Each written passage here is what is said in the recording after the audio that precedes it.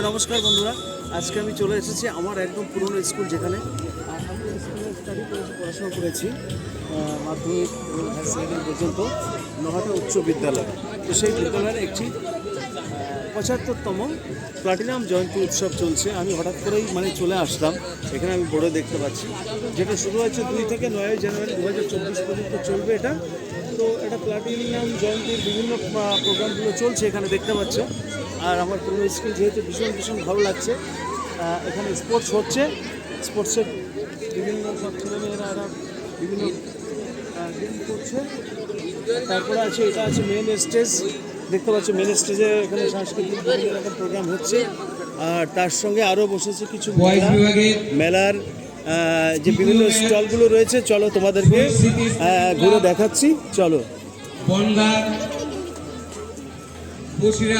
চলো দেখাই এক এক করে।